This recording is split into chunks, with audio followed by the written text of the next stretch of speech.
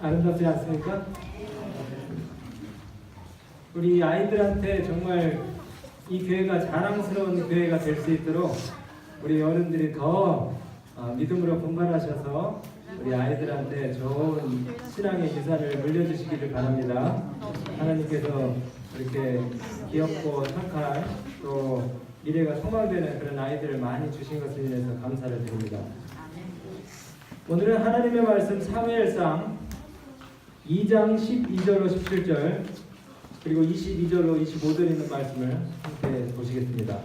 사무엘상 2장입니다. 사무엘상 2장 12절로 17절부터 말씀을 읽어드리도록 하겠습니다.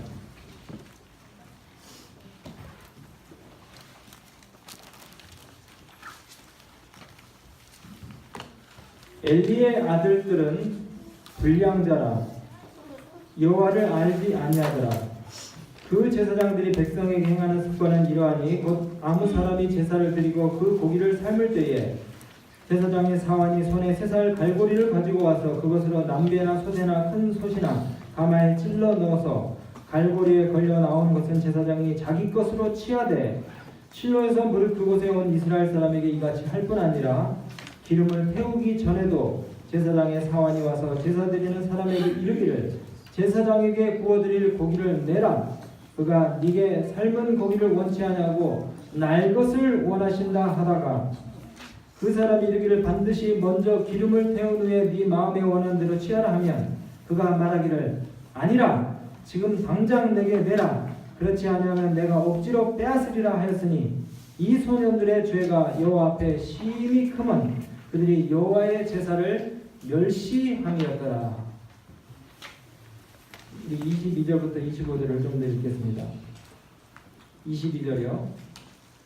엘리가 매우 늙었더니 그 아들들이 온 이스라엘에게 행한 모든 일과 회막문에서 수종드는 여인과 동침하였음을 듣고 그들에게 이르되 너희가 어찌하여 이런 일을 하였느냐. 내가 너희의 악행을 이 모든 백성에게서 듣노라. 내 아들아 그리하지 말라. 내게 들리는 소문이 좋지 아니하니라. 너희가 여호와의 백성으로 범죄케 하는도다. 사람이 사람에게 범죄하면 하나님이 판결하시려니와 사람이 여호와께 범죄하면 누가 위하여 간구하겠느냐 하되 그들이 그 아비의 말을 듣지 아니하였으니 이는 여호와께서 그들을 죽이기로 뜻하셨음이더라.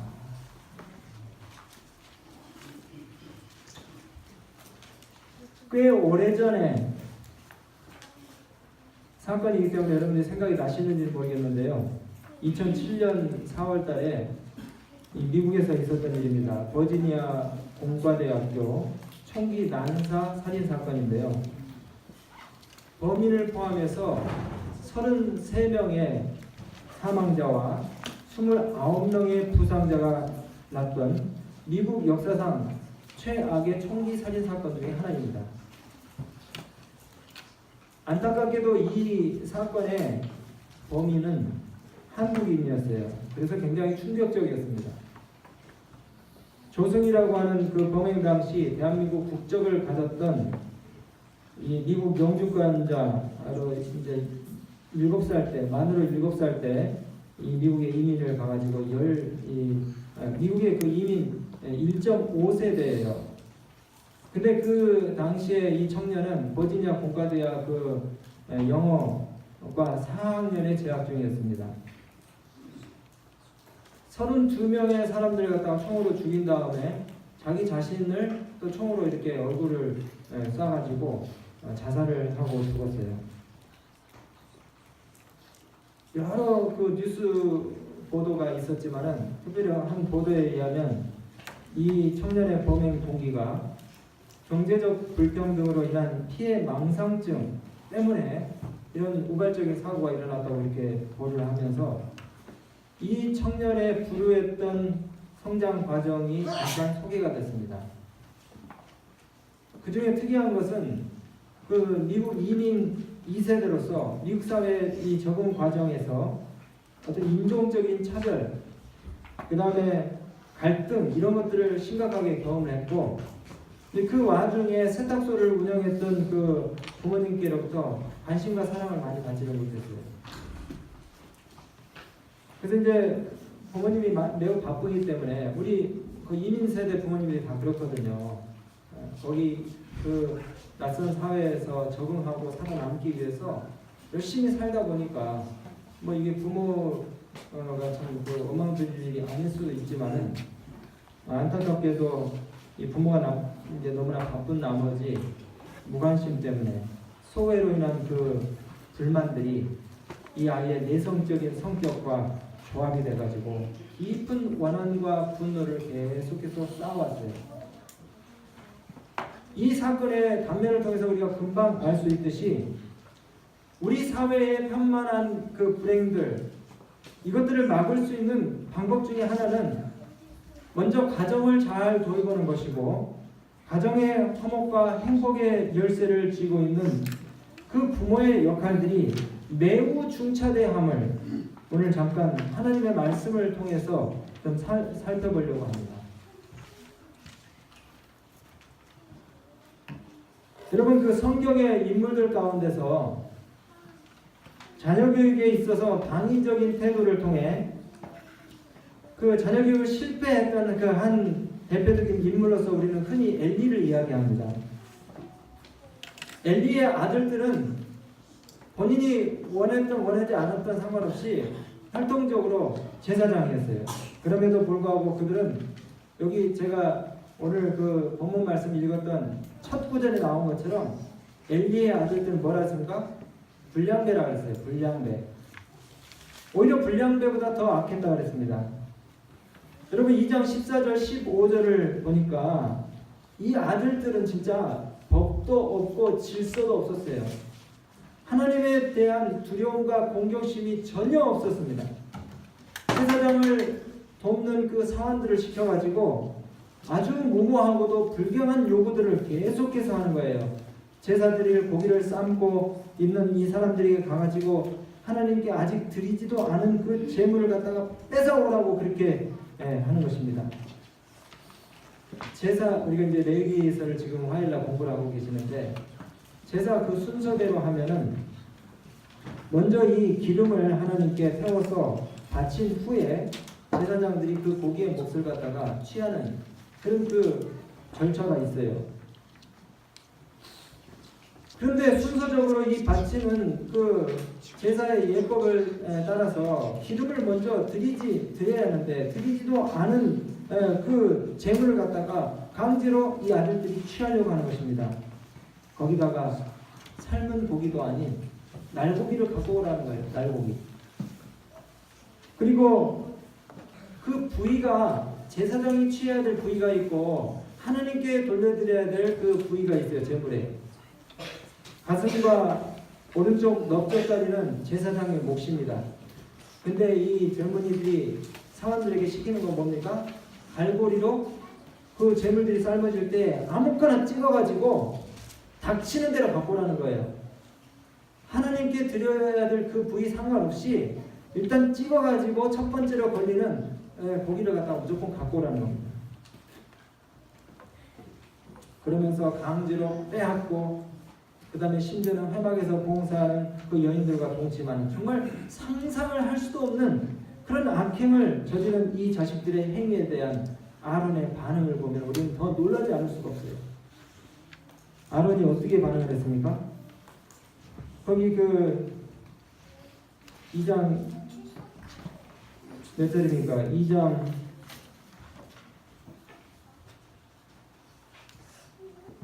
23절부터 보면은 아론이 이렇게 얘기합니다.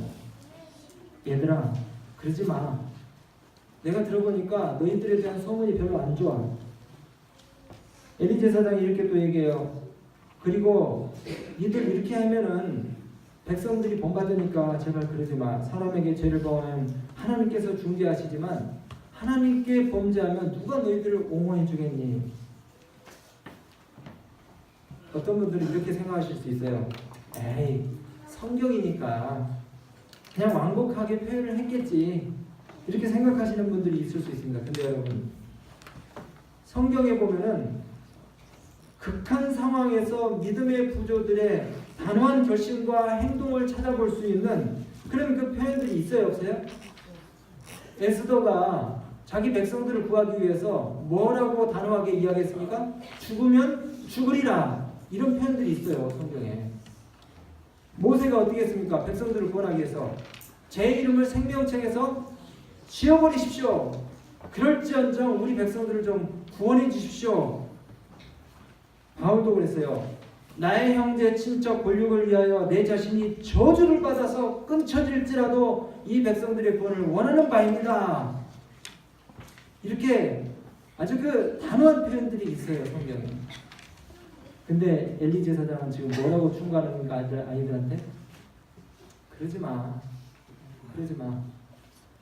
니들이 백성들이 모본을 이 나쁜 악행의 모본을 따르면 어떻게 하겠어? 이러면서 그냥 이렇게 단편적으로 읽어봐도 굉장히 부드러운 어조로 이야기를 하고 있는 듯해요.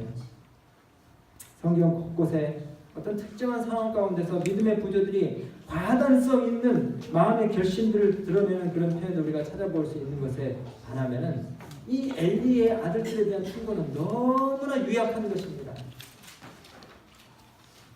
그래서 엘리의 그 교육 방식이 어떠했는지 우리가 금방 알 수가 있어요.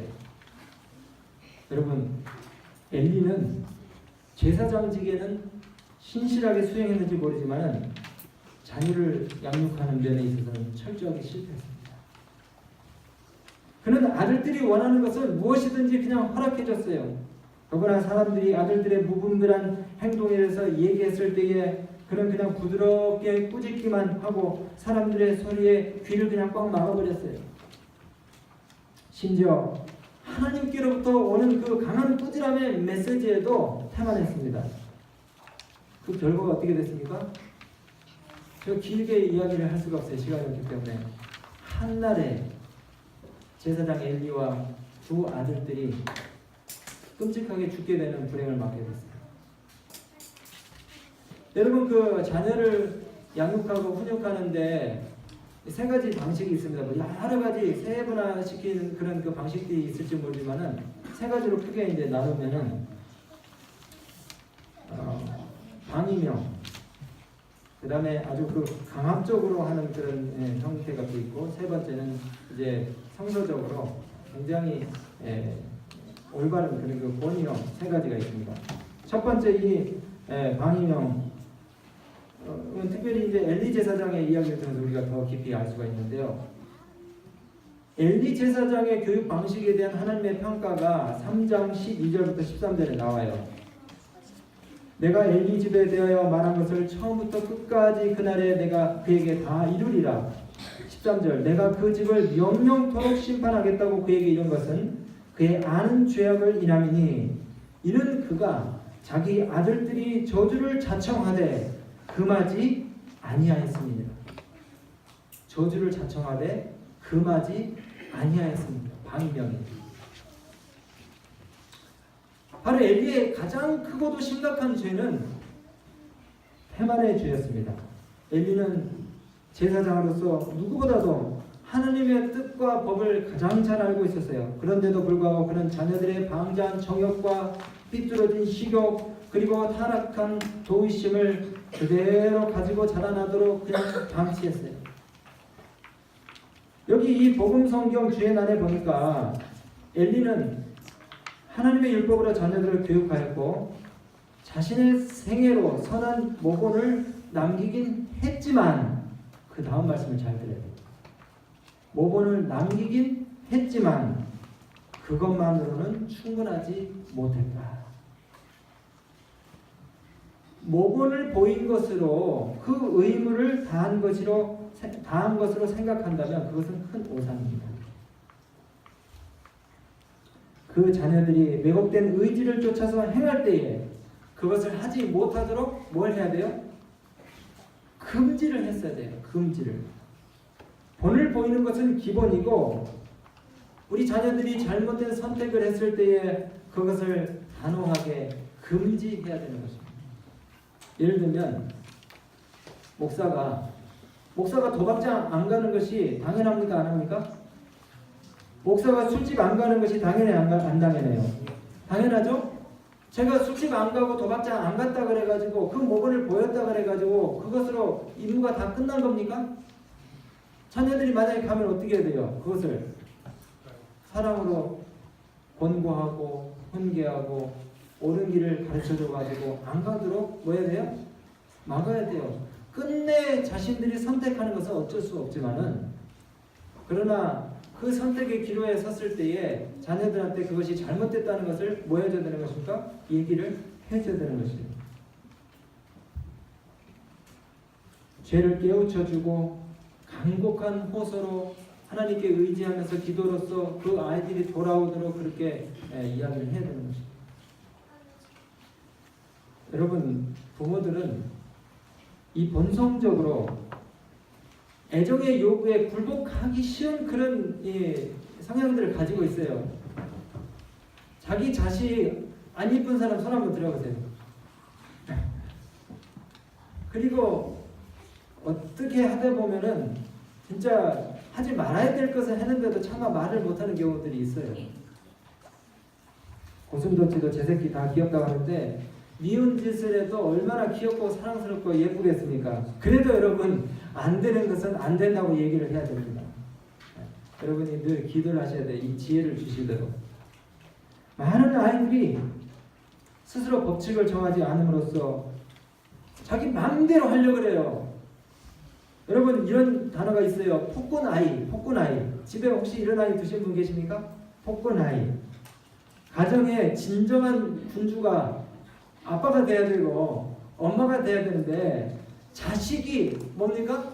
군주가 돼 있어요. 폭군 아이. 아 진짜 기가 막힌 거 제가 많이 봅니다. 미국에서도 그런 애들이 있더라고요. 어디 뭐 입장하려고 쭉 줄 서 있는데 뒤에서 그냥 바닥에 뒤집어져 가지고 거품을 물면서 막 발을 동동 구르면서 부모한테 자기가 원하는 걸 막 해달라고 떼쓰는 그런 아이들 정도가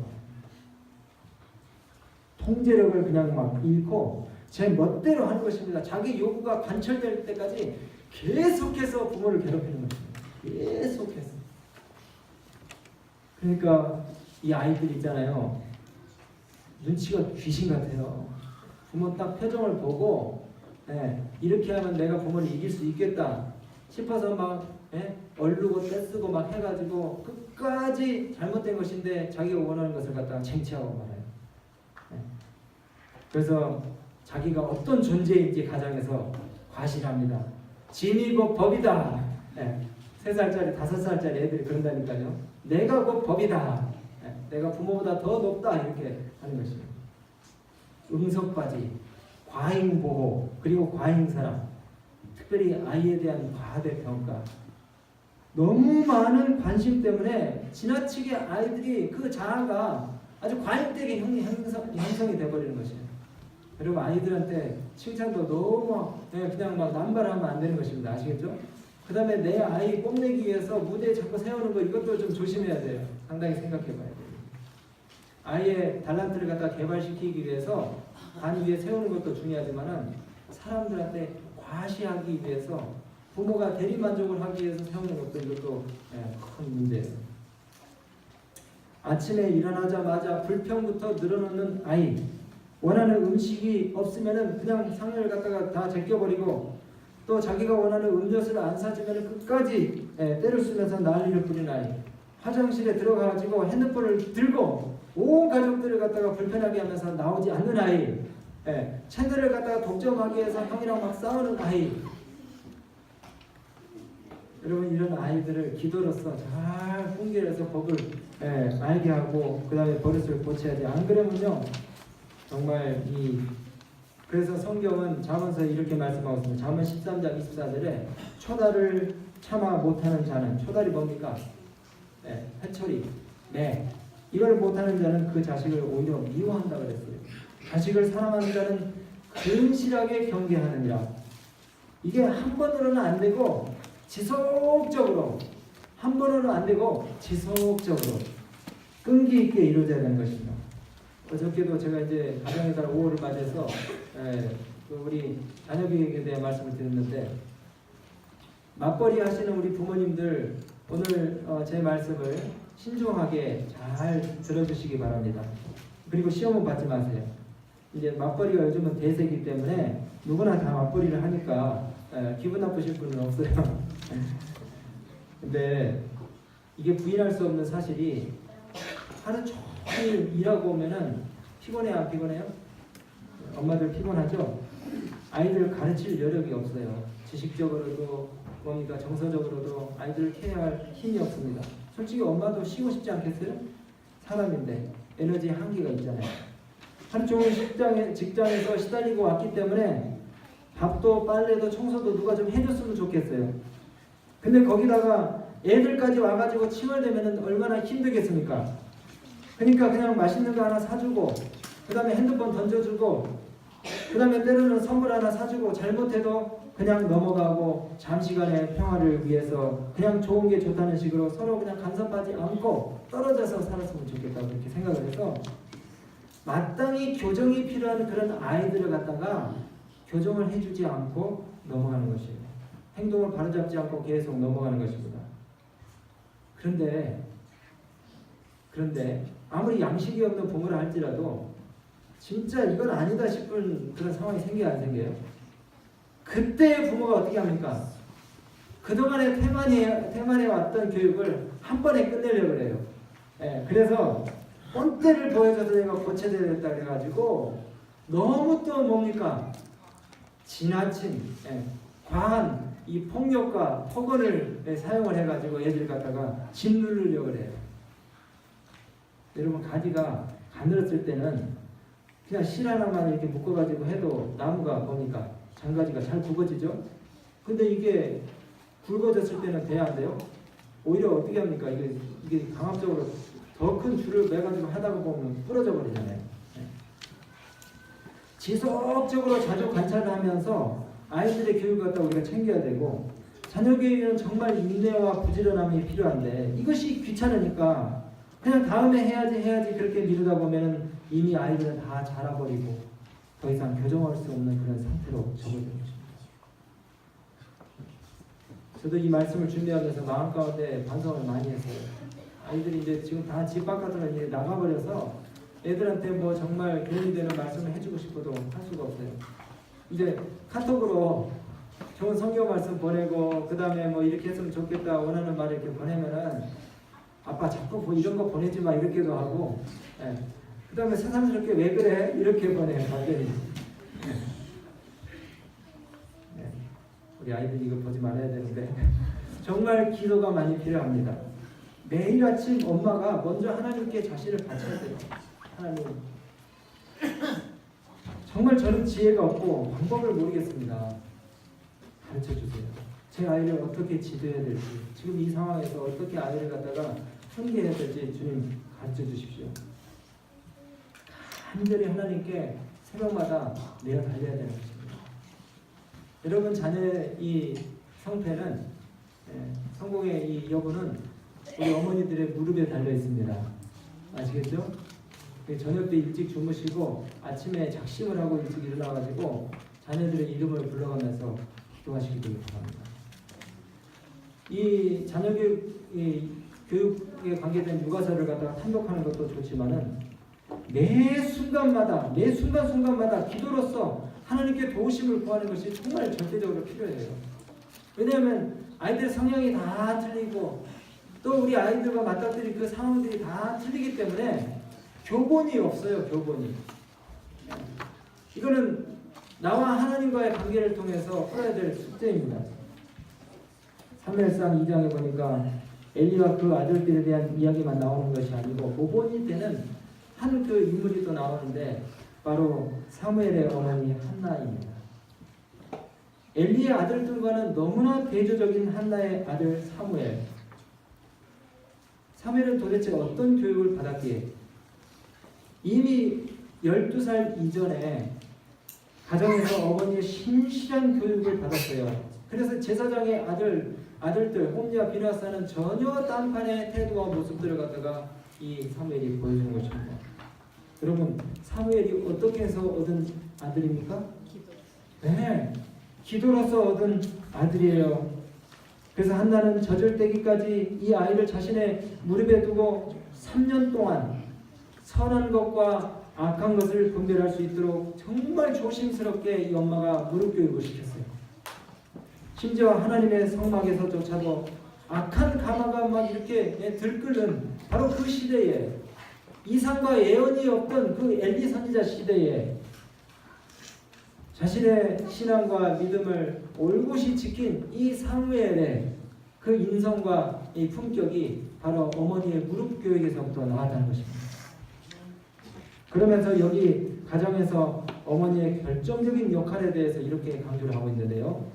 가정의 어머니는 설교를 준비하기 위해 책상에 앉아있는 목사보다도, 심지어는 보좌에 앉아있는 임금보다도 더욱 결정적인 힘을 행사하고 있는 것이다, 이렇게 얘기했어요. 우리 어머니들, 여기 3살 이하의 자녀를 두신 어머니들도 계시고, 막 결혼하신 분들도 계시고, 이제 그 초등학교 이전에 자녀를 두신 어머니들도 계시고 많이 계세요, 젊은 분들. 여러분들의 역할이 누구보다 귀하다고요? 지금 여기 제가 설교하고 있는 이 목사보다도 더 귀하고, 저 청와대에 있는 이 대통령의 역할보다도 더 귀하다는 것입니다. 그러니까 그렇게 모범적이고 사랑스러운 자녀들을 만들어내면은 여러분 이 사회에 아름답게 기여하고 나라를 갖다가 뭡니까? 밝게 만드는 그런 인물들을 키워내는 것이에요. 엄마들이 자녀 교육을 신실하게 했을 때에 그 보상이 얼마나 큰지를 우리가 하늘나라에 가서야 비로소 알 수 있겠다는 것입니다. 매일 어린 아이들에게 미치는 어머니의 가마는 영생이냐 영멸이냐를 결정하는 아이의 영원한 운명을 준비시키는 과정이다라는 사실을 꼭 기억하시게 되길 바랍니다. 참 역설적이게도 평신자의 자녀는 신실한 교육을 통해서 경건한 제사장을 만들어냈고, 도리어 책임있는 목사, 즉 여기 사무엘상 2장 3장의 제사장의 자녀는 그 부모의 불성실을 통해서 멸망의 자식을 갖다가 만드는 것입니다. 우리 목사를 포함한 교회 지도자들은 우리 자신들의 자녀를 어떻게 할 것인지에 대해서 심각하게 고민해야 됩니다. 어떤 환경 가운데서는 부모의 불신실이 큰 죄인 것은 사실이지만, 특별히 백성들을 가르치고 그리스도를 대표하는 사람들이 가정에서 이러한 죄가 있을 때는 더 큰 책임이 있다는 것입니다.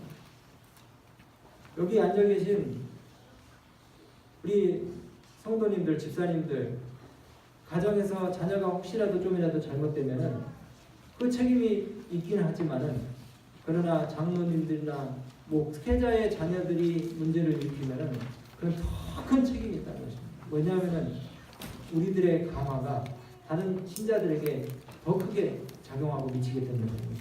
그래서 여러분, 목사가 되려 하지 마시고요, 장로가 되려 하지 마시고, 진실된 그리스도인이 먼저 되려고 하신 그 말씀의 의미를 다시 한번 생각해 보시겠습니다.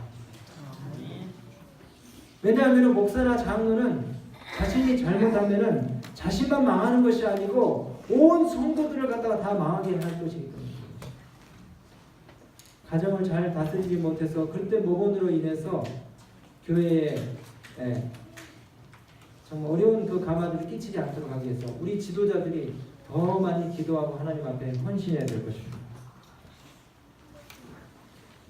지금 제가 이제 방임형에 대해서 말씀을 드렸는데, 또 한 가지 잘못된 교육 방식이 또 있어요. 그건 뭐냐면은 아까 말씀드린 것처럼 강압적으로 하는 내목형입니다. 내목형.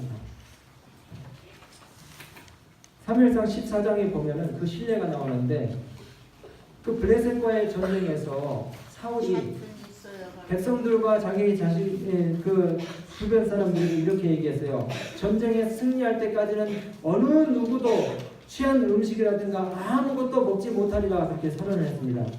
근데 전쟁에서 승리를 한 후에 자기의 아들인 요나단이 어떻게 했습니까? 꿀을 찍어 먹었어요. 근데 사실은 요나단이 아버지가 한 선언을 알았어요, 몰랐어요? 듣지 못했어요. 그때 이 가혹한 아버지가 이렇게 선언했습니다. 요나단, 너는 당장 내 말을 듣지 않았기 때문에 죽으리라. 근데 이런 부모에게는 관계보다는 뭐가 더 중요합니까? 규율이라든가 규칙이 훨씬 더 중요해요. 그래서 그 엄격한 표준에 도달하지 못하면 끔찍한 그런 그 형벌을 갖다가 내립니다. 그래서 때로는 자식들이 느끼기에 부모의 그 사랑은 보이지 않고 이 아이들이 공포감이라든가 그 다음에 이 부모의 그 권위적인 그런 그 태도로 인해서 마음의 상처를 받게 되는 것입니다. 저도 저희 아이들한테 늘 이런 말을 했어요. 저희 아이들 최근에 저한테 이런 얘기를 해요. 아빠, 우리는 아빠 때문에 자존감이 너무 낮아. 뭐 할 때마다 마음 가운데 좀 열등감이 생기고 자신감이 안 생겨. 이렇게 얘기를 하면서 누가 뭘 부탁하면 하는 것이 두렵다고 그렇게 얘기를 해요. 제 아이들한테 그랬어요. 제가 이제 반성을 하면서 생각을 해본 건데, 저희 아이가 혹시 성적을 뭐 85점에서 90점을 맞고 왔어요. 그러면은 그 전에 뭐 70점도 맞다가 80점도 맞다가 제 딴에는 이제 한 90점 맞았으니까 아빠한테 칭찬 듣고 싶어가지고 아빠 나 90점 맞았어 그러면서 이 성적표를 갖고 와요. 그러면 제가 어이구 잘했네, 이전에 했던 거 훨씬 잘했네 이렇게 얘기를 하면서 칭찬을 해줘야 되는데, 야야 그 우연히 된 거는 그건 실력이 아니야. 저 한 대여섯 번 정도 90점을 맞았을 때 그때 아빠한테 성적표를 갖고 와. 제가 그렇게 했거든요. 한 번 또 제 아이들이 그러더라고요. 아빠 나 요즘 그 농구 내가 굉장히 잘하게 됐어. 그러면서 뭐 친구들하고 하면은 친구들이 야 너 진짜 이제 슈퍼스타 되겠다 이렇게 칭찬했다고 그러면서 아빠 나 슈팅 실력도 한번 볼래? 그러면서 배드민턴장에 갔을 때에 농구 골대 있는 데다가 슈팅을 하더라고요. 10개에서 내가 몇 개 넣나 봐 했는데 10개 중에서 1개 넣더라고요. 제가 5개 넣을 때까지는 좀 참았는데 6개 7번째 슈팅할 때부터는 열받더라고요. 슈퍼스타가 된다 그랬더니 10개 중에 지금 1개도 못 넣고 있어요.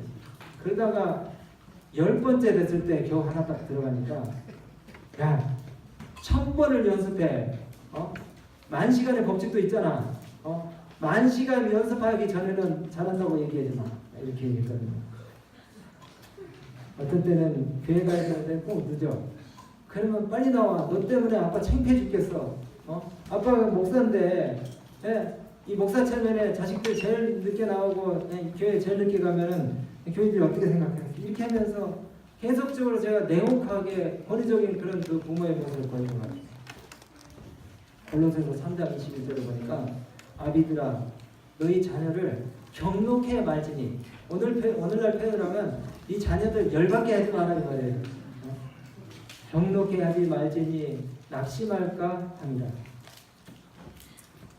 이제 세 번째는 권위형입니다. 이게 권위적이라는 말이 아니고 가장 이상적인 그 양육 방식인데, 부모의 권위를 갖다가 아이들이 느끼고 충분히 존중할 수 있는 그런 환경들을 만들어주면서 올바른 그 훈계와 교훈들을 갖다가 주는 것이에요. 가장 성공하는 부모는 권위를 유지하고 자녀들이 그것을 스스로 느끼게 하는 부모입니다. 사랑과 훈육을 동시에 균형지게 하는 그런 부모예요. 그리고 아이들과 부모의 관계가 서로에 대한 지지가 아주 두터워지고 또 라포가 형성이 돼서 명확한 규칙을 자녀들을 따르려 하고, 부모는 또 뭡니까 평등하게 느끼는, 공평하다고 느끼는 그런 그 법들을 갖다가 제시하는, 그래서 사랑과 훈육이 적절하게 이루어지는 그런. 히브리서 12장 5절에 또 아들들에게 권하는 것 같이 너에게 권면하신 말씀을 잊었도다. 일러스되 내 아들아 주의 징계하심을 경히 여기지 말며 그에게 꾸지람을 받을 때에 낙심치 말라. 주께서 그 사랑하시는 자를 징계하시고 그의 받으시는 아들마다 채찍질하십니다. 그러니까 하나님도 우리를 때로 뭡니까 잘되게 하시기 위해서 권고하시고 채찍질하시고, 구체적인 그 훈육 방법들이 몇 가지 있는데, 매는 있잖아요. 여기 이제 자만에도 많이 나오지만은 매를 들으려고 그렇게 말씀을 하셨어도 매는 최종적인 마지막 최후의 수단입니다. 아시겠죠? 매를 들으려고 해가지고 이제 오늘 돌아가셔서 당장 초반부터 잡아야 된다고 내부터 드시면 안 돼요. 매는 여기 이 교육 방식에 의하면 5번째입니다. 5번째. 첫 번째는 뭘 해야 되냐면 대화를 해야 돼요. 하나님께서도 그 성경에 보면은 항상 불순종하는 백성들을 향해서 변론하자, 나와 대화하자 이렇게 하시면서 문제에 대하여 사실 이상으로 느끼는 그런 그 나의 느낌과 감정들을 갖다가 표현하게 하시고 그것을 또 다 들으시고 서상히 얘기하도록 하시면서 문제 해결을 갖다 이루어가시는 것을 보게 돼요. 우리가 자녀들이 문제가 있을 때도 그 대화를 통해서 절반을 해결할 수가 있는 것입니다.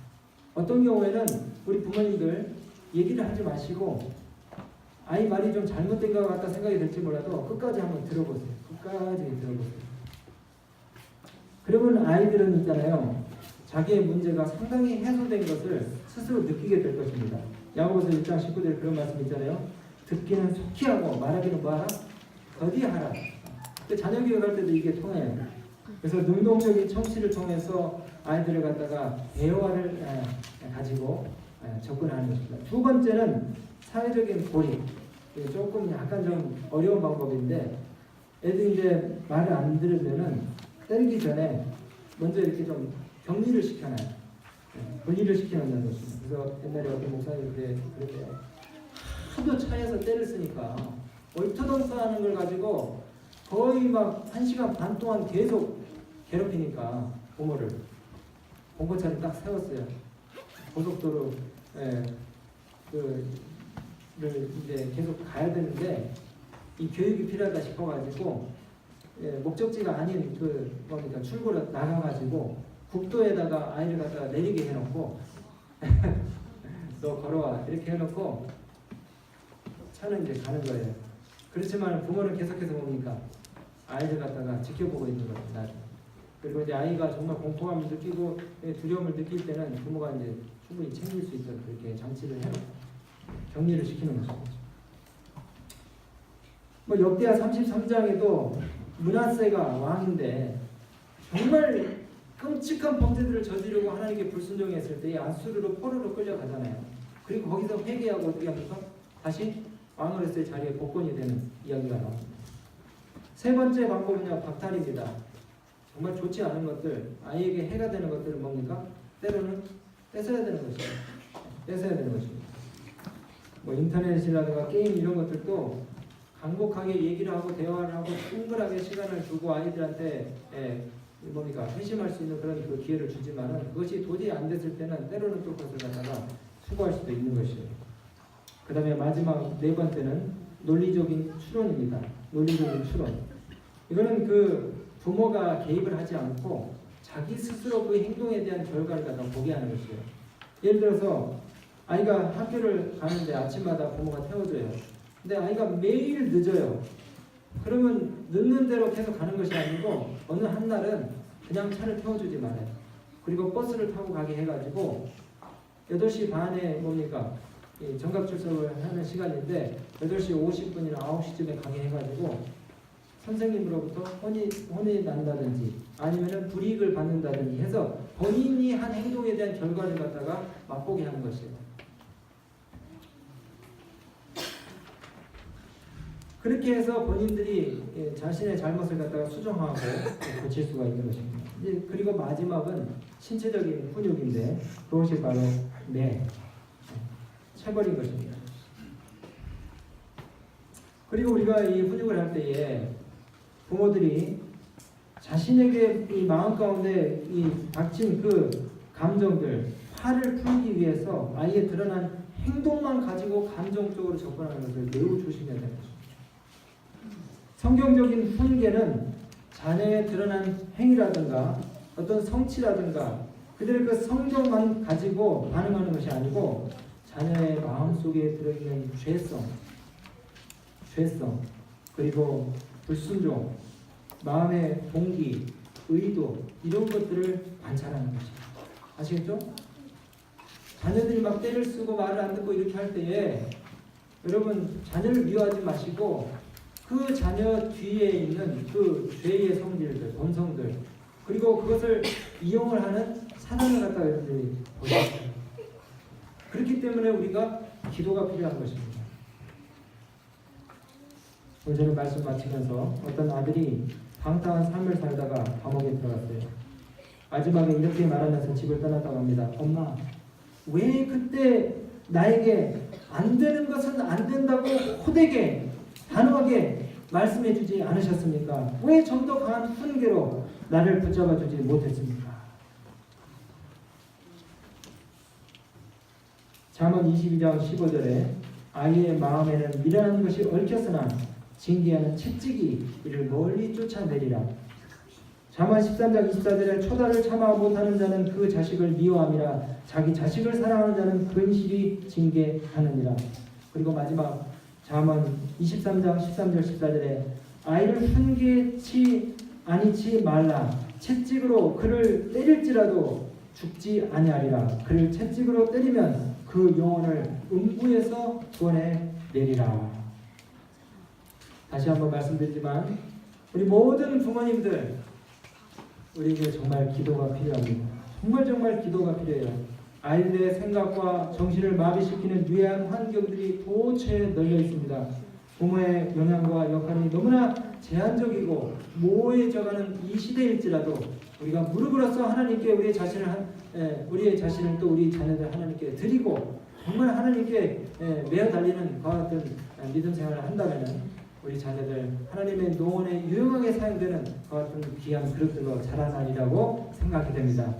5월 가정의 달에 우리 자녀를 위해서 우리 모든 부모님들 열심으로 기도하시고 하나님 앞에 우리 자녀들을 신실하게 바칠 수 있는 우리 성도님들 되시기 바라면서 말씀 마치겠습니다.